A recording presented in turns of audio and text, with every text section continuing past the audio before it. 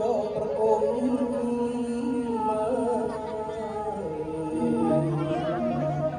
លោកអាចារ្យស្នា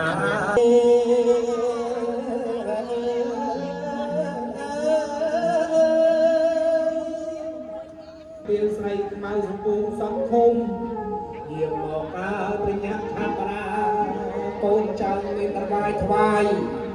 ផ្លែឈើសង្សាររមើមានទាំងក្បាលជ្រុំមានដល់លោកអាចារ្យគណៈកម្មការ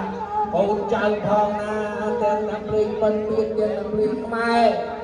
បងប្អូនណាយនៅទឹកដីកោះលំចិនបានសុខទាំងពុកបានសុខទាំងម៉ែសុខកូនចៅអើយគ្រប់គ្រប់ផងដែរធ្វើត្រូវស្រែ